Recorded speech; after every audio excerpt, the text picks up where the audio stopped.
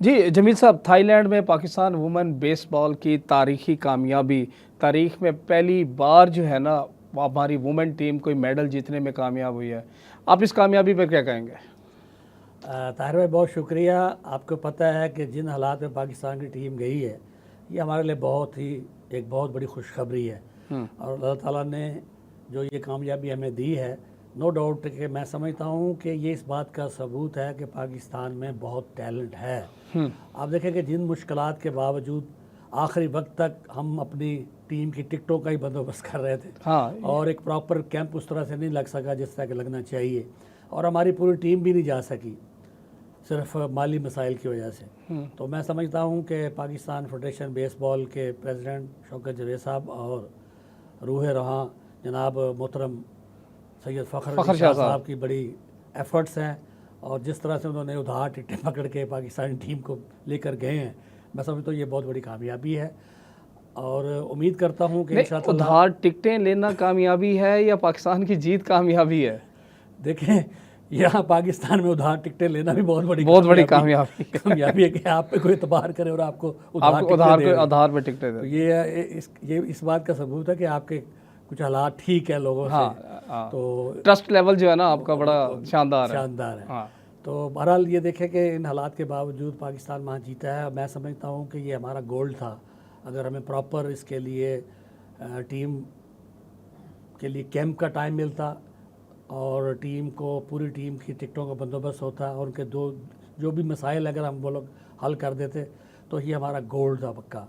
क्योंकि आप देखें कि इंडिया से हमारा मैच 7-7 इनिंग्स में बराबर रहा है। और बल्कि इंडियन कोचेज़ ने तो तारीफ़ की है। मैं उनका जो है ना वो देख रहा था, उनका जो बयान आया था सोशल मीडिया पे, वो मैं देख रहा था कि पाकिस्तान वुमेन्स टीम बड़ी शानदार टीम है और अभी तो हमारी टीम गई नहीं है।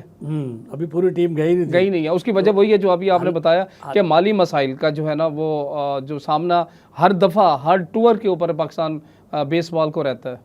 जी, अब आप देखें ना, जब इंडिया से हमारा जो 7 इनिंग्स के अख्ताम पर एक स्कोर से बराबर जा रहा था मैच, उसके बाद आप देखें कि एक इनिंग्स दी गई, फिर वही बराबर, फिर उसके बाद एक इनिंग्स और दी, 9वीं इनिंग्स में जाके इंडिया ने एक स्कोर निकाला और वो मैच जीत गए। अदरवाइज अगर पाकिस्तान जीता तो हम गोल्ड के लिए खेलते। फिर इसी तरह हमारा इंडोनेशिया से भी बड़ा दिलचस्प मुकाबला हुआ है जो इस इवेंट की चैम्पियन हुई है।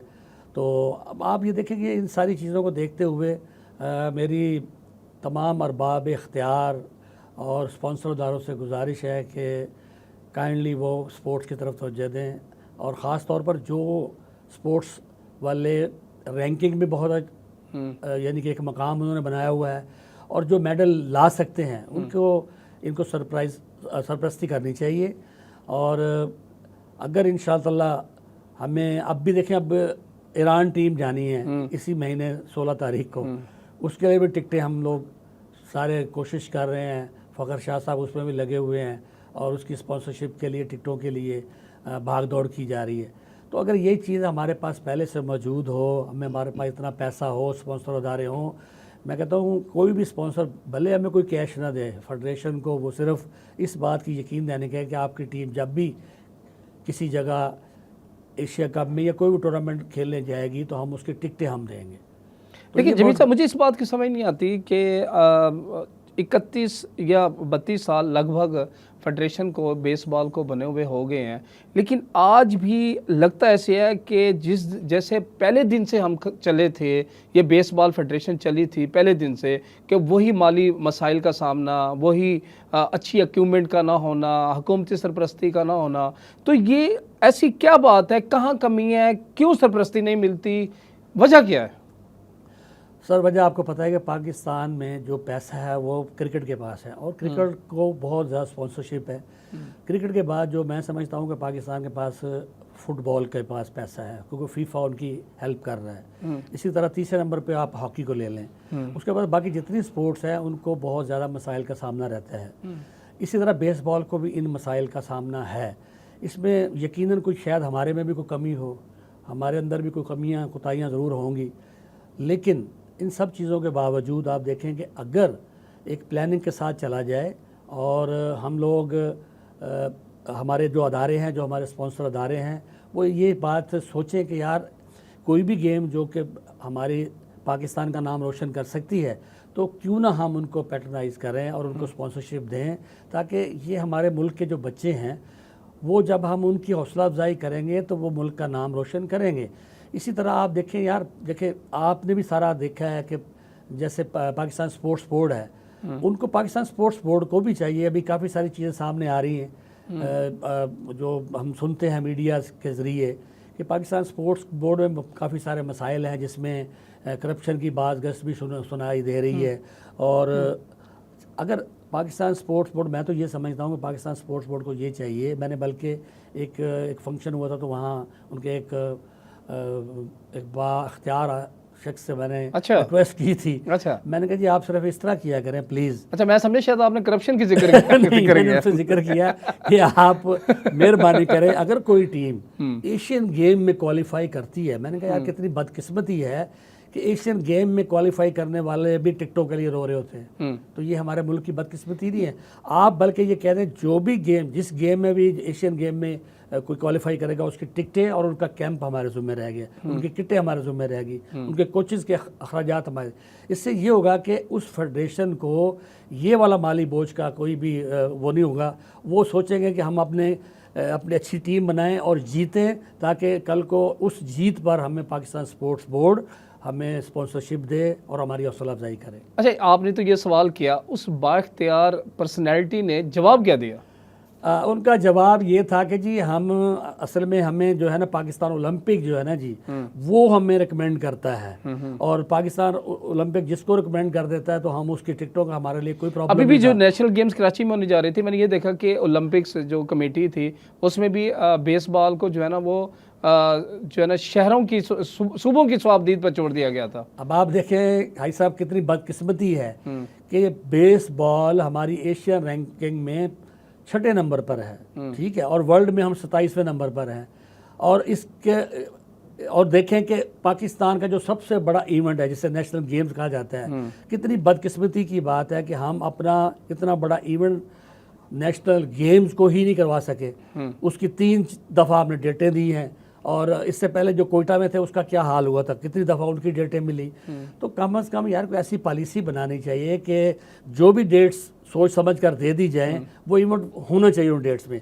अब आप उसमें देखेंगे बेसबॉल को यानी सिंध के सूबों वालों ने, हमारी जो वहाँ की अपना एसोसिएशन है, उन्होंने कोशिश करके इसको डलवाया है। तो ये क्या बदकिस्मती नहीं है कि यार एक जो गेम आपको आपका नाम रोशन कर रहे इस मुल्क का, उसकी तो मैं चाहता हूँ कि अब ये देखें कि कितनी बदकिस्मती की बात है कि जो टीम 3rd मेडल लेकर आ रही है वो नेशनल गेम में उनकी थी नहीं। बेसबॉल जो वुमेन की थी वो नहीं थी, हालांकि वुमेन्स की बेसबॉल भी होनी चाहिए और मेंस की भी होनी चाहिए। कम से कम देखें तो सही कि यार कौन सी फेडरेशन, कौन सी एसोसिएशन काम कर रही है और वो उससे हमें कुछ मिल सकता है, हमें इज्जत मिल सकती पाकिस्तान को, तो उसको उनको स्पॉन्सरशिप करनी चाहिए उनको। अच्छा, अभी आपने सवाल किया कि पाकिस्तान की जो मेंस बेसबॉल टीम है वो ईरान जा रही है वेस्ट एशिया जो है ना वो खेलने के लिए, लेकिन बात वही आ रही है कि आपने कहा कि फेडरेशन को अब भी उनके लिए टिकटों का प्रॉब्लम है।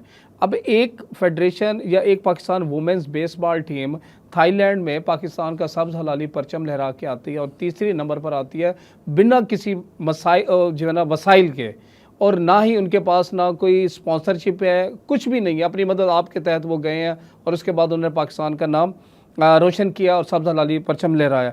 लेकिन जब वो वापस आए हैं, इस्तकबाल भी हुआ है, लेकिन सिर्फ फेडरेशन के जो वहाँ के सूबाई ओहदेदार थे, कोई हुकूमती सरपरस्त वहाँ पे नहीं था।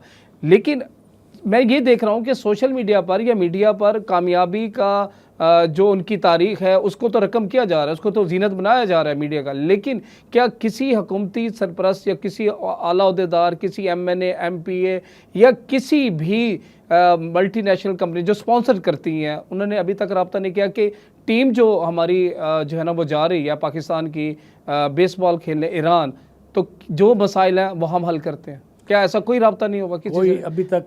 जो मेरे कल भी बल्कि सेक्रेटरी फेडरेशन फ़खर शाह साहब से मेरी टेलीफोनिक रब्ता हुआ है और हम इसी कोशिश में थे कि उन्होंने भी कहा कि जी मैं कोशिश कर रहा हूँ मैं टिकटों के बंदोबस्त के लिए, और हमारी भी कोशिश है कि हम भी कोशिश अपने तौर पे कर रहे हैं कि अगर कुछ भी हो सकता है, जो भी कुछ कर सकते हैं ज़रूर हम भी स्पॉन्सर से रब्ता कर रहे हैं।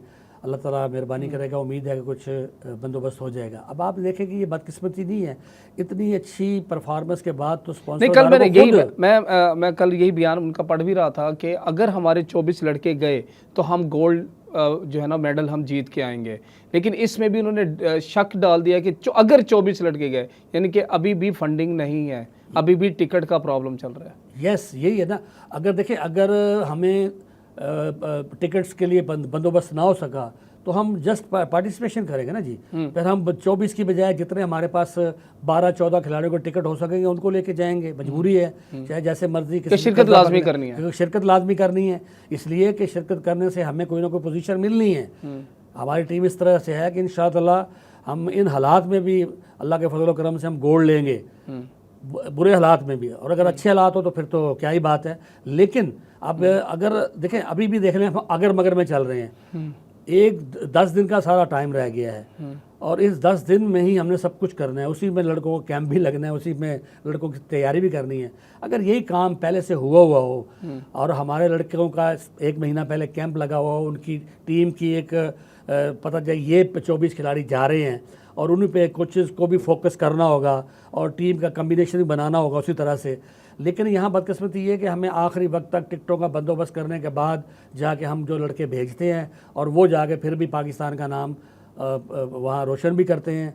और अगर ये चीज़ें, यही तो है कि यार मीडिया से भी रिक्वेस्ट है कि आप मेहरबानी करें, स्पॉन्सर अदारों से कहें कि भाई ये एक गेम जो है नहीं, फिर अगर ये सब कुछ नहीं है तो जो नया टैलेंट है वो इस गेम की तरफ कैसे आएगा? ग्रास रूट लेवल से आप कैसे, जैसे आपने जो है ना मकामी सतह पर आप लोग जो कैंप लगाते हैं या पंजाब सतह पर जो है ना आपकी जो एसोसिएशन बनी है, लेकिन जब आपके पास ये सब कुछ है ही नहीं, कब तक अपनी मदद आपके तहत मैं हूँ, अगर मैं बेसबॉल खेलना चाहता हूँ, लेकिन जब मुझे इसमें फ्यूचर नज़र नहीं आएगा, फ्यूचर तो उसी नज़र में आएगा ना कि मेरा जो रोज़गार का जरिया ना वो बन सके। जब अगर नहीं होगा तो मैं इस गेम की तरफ क्यों आऊँगा?